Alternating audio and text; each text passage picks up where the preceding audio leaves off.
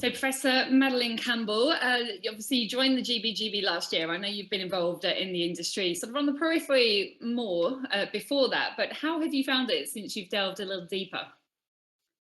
It's been wonderful in the sense that, I came on board specifically to do this welfare strategy. And so really from September onwards, I spent a lot of time going out, just chatting to people, taking views, just asking around about how people felt, what people felt was good in welfare at the moment, what they felt areas that maybe could be improved upon, just their view of it, getting a feel for everything.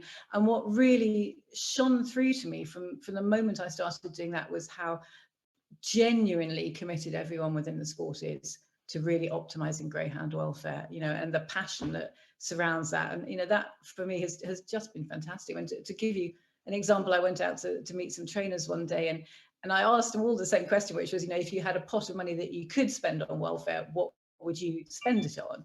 And one of them without hesitation just said, oh, knowledge. And I just thought, that is just such a great answer because, yes, there's a huge, as you will have seen, a huge amount about education within the strategy, and that will be key. And, it's lovely to know that enthusiasm is there. That's amazing. Did you have any preconceptions or were you surprised by anything?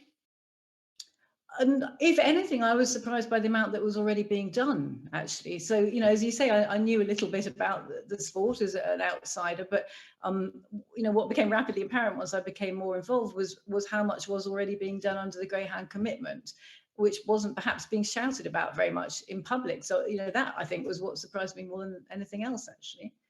So this long-term strategy of a good life for every greyhound, it is long-term, but do you think it's a case of a radical overhaul, or do you think it's just a case of a bit of common sense and kind of making sure people are all singing off the same hymn sheet? I think it's a combination, really. So as you will have seen within the strategy, it's divided up into kind of short-term, medium-term and long-term work streams.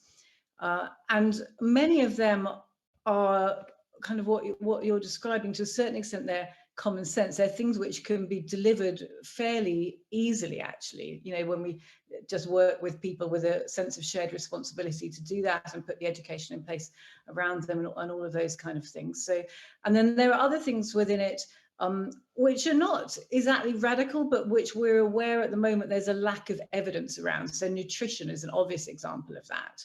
We all know that nutrition is really important to health and therefore to welfare, but there is actually a lack of evidence around, what is the optimum nutrition for greyhounds. So one of the things we've done within the strategy is bring external experts on board to support us with it. And Dr. Teresa Hollands, who's at Surrey University, will be leading all of that work around nutrition, and that'll be really important.